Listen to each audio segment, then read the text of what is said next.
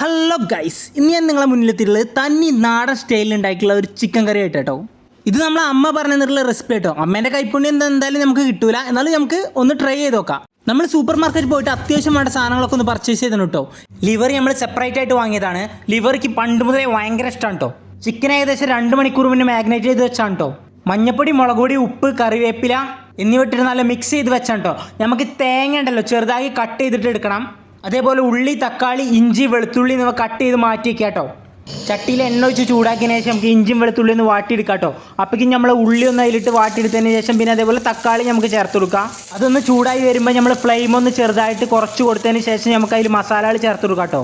ഉപ്പ്, മഞ്ഞപ്പൊടി, ചിക്കൻ മസാല, കുരുമുളക് പൊടി, മല്ലിപ്പൊടി, ജീരകപ്പൊടി എന്നിവ നമ്മൾ ചേർത്ത് കൊടുക്കണേ. ഈ മല്ലിപ്പൊടിയൊക്കെ നാട്ടിൽ നിന്ന് കൂടുന്ന നല്ല വറുത്ത് പൊടിച്ച മല്ലിപ്പൊടിയാണ് കേട്ടോ. ഈ മസാലയൊക്കെ ഒന്ന് വെള്ളം ഒഴിക്കാതെ തന്നെ ഒന്ന് ചൂടാക്കി എടുക്കണം കേട്ടോ. അതിന് ശേഷം കുറച്ച് വെള്ളം ഒഴിച്ച് കൊടുത്തിട്ട് ഇളക്കുക. പിന്നെ നമ്മൾ എല്ലാ വീഡിയോയിലും പറയുന്ന പോലെ കറിക്ക് നല്ല കളർ കിട്ടണമെന്നുണ്ടെങ്കിൽ മസാല നന്നായിട്ട് ഇളക്കിയിട്ട് കളർ മാറുന്ന വരെ ഇളക്കി കൊടുക്കണം കേട്ടോ.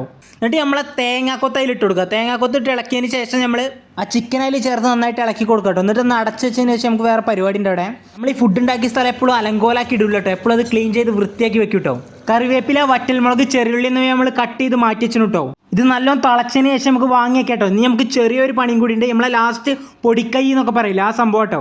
ഒരു പാൻ വെച്ച് എണ്ണ ചൂടാക്കിയതിന് ശേഷം നമ്മൾ നേരത്തെ അരിഞ്ഞു വെച്ച കറിവേപ്പില, വറ്റൽമുളക്, ചെറുള്ളി എന്നിവ നല്ല മൂപ്പിച്ചെടുക്കണം കേട്ടോ. അപ്പോൾ നമ്മളെ വീഡിയോ ആദ്യമായിട്ട് കാണുന്ന ആൾക്കാരാണെങ്കിൽ സബ്സ്ക്രൈബ് ചെയ്ത് കൂടെ കൂടിക്കൊള്ളട്ടോ. നല്ല അടിപൊളി റെസിപ്പികൾ നമ്മൾ നിങ്ങളെ മുന്നിൽ കൊണ്ടുവരും കേട്ടോ. പിന്നെ വീഡിയോയിൽ എന്തെങ്കിലും തെറ്റുകളുണ്ടെങ്കിൽ കമൻറ്റ് വഴി അറിയിക്കണം കേട്ടോ. അപ്പോൾ മാത്രമേ നമുക്ക് അടുത്ത വീഡിയോ അടിപൊളിയായി കൊണ്ടുവരാൻ പറ്റുള്ളൂ. എന്നിട്ട് ഈ വഴറ്റിയെടുത്ത ചെറിയുള്ളി, കറിവേപ്പില, വറ്റൽമുളക് എന്നുള്ള ചിക്കൻ്റെ മുകളിൽ കൂടെ ഇട്ട് കൊടുക്കുക കേട്ടോ.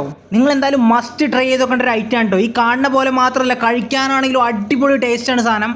ഇതേപോലത്തെ അടിപൊളിയായിട്ട് സിമ്പിളായിട്ടുള്ള വീഡിയോസ് കിട്ടണമെന്നുണ്ടെങ്കിൽ ഇപ്പോൾ തന്നെ നമ്മളെ സബ്സ്ക്രൈബ് ചെയ്ത് കൂടെ കൂടിക്കൊള്ളട്ടോ. അതേപോലെ തന്നെ ഇൻസ്റ്റയിലും ഫേസ്ബുക്കിലായാലും നമ്മളെ ഫോളോ ചെയ്യാൻ മറക്കണ്ട. നിങ്ങളെ സപ്പോർട്ട് ഉണ്ടെങ്കിൽ മാത്രമേ നമുക്ക് ഇതേപോലുള്ള അടിപൊളി വീഡിയോസ് നിങ്ങളെ മുന്നിൽ കൊണ്ടുവരാൻ പറ്റുള്ളൂ.